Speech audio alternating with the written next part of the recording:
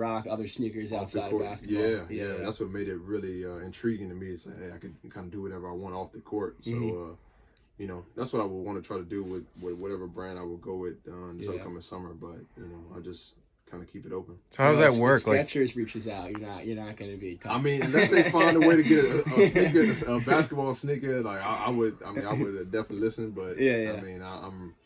You know, I've heard some bad stories about it. So have you ever been out to like Beaverton out in Oregon and like taking a tour of their facility and seeing everything that goes on with that? Because I imagine that's like the holy grail of sneakers, you know?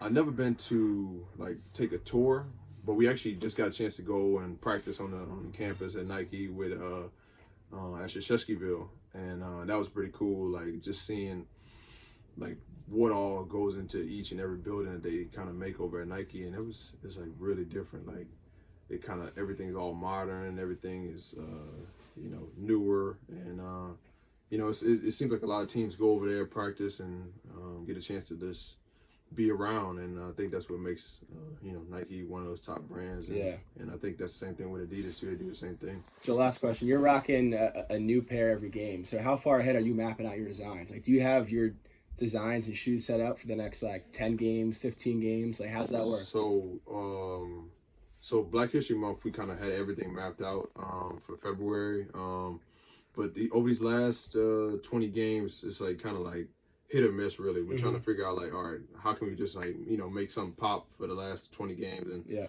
we kind of bouncing ideas off the wall, and you know, last night I had the Gokus on with Dragon Ball Z, so we'll figure it out for sure. You ever like out of ideas? I mean, you've been no. There's always the stuff. 90s has too much like either cartoons, movies, or something going on. And then last year when we made the playoffs, like I was able to.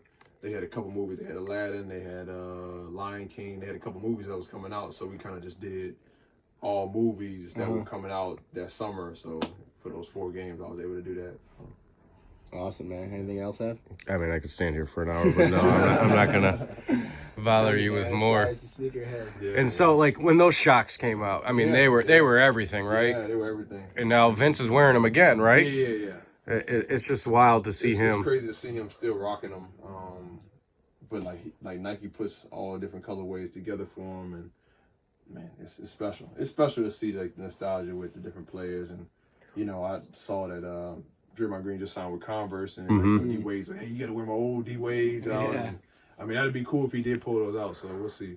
I guess the last one I have for you: who do you think has the best signature sneaker out right now? Because you know, the Giannis made a big wave when he came out with his, but I still see a lot of people wearing Kyrie's more than anybody. Whose do you like the most? I probably would go with the Kyrie's just because of I'm a big Yeezy 2 fan. When the Nike Yeezy 2s came out, and that's what kind of Kyrie's kind of based off his shoe. It's like the Yeezy 2, and when you saw those come out, everybody was like, hold up, like did they just take the Yeezy 2 and put it on the Kyrie? And basically that's what they did. And I always see like everybody in the league kind of talks highly of the sneaker and is wearing the sneaker, and I think it's like amongst kids, I think like just overall like who buys the sneaker, I think his sneaker is like number 1 right now on the charts. So that's kind of special. For sure. Do you have any of the Easy 2s? The Red Octobers or I those? have them, you know what?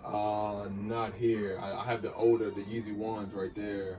But yeah, the Yeezy 2s are back. Oh, you know what? No, I take that back. I do have a pair of Yeezy 2s. Because those were the John Geiger ones, hardest of the hard to get. Yeah, I got the John Geiger ones. And when those Red Octobers came, it was a random day. The John Geigers, I had those, and like I said, it's Kyrie's shoe is kind of based off of that, and it's cool. It's cool to see, like, you know, Kyrie, you know, he probably won the Yeezys for his whole life or something like that, and just say, I'm gonna rock these. So it's cool.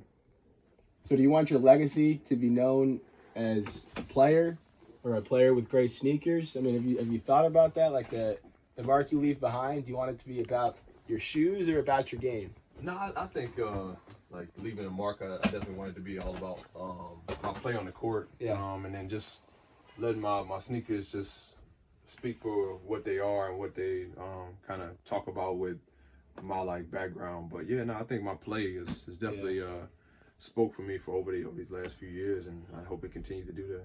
Absolutely. Well, hey, man, I appreciate that a lot. This has been awesome being in here, man.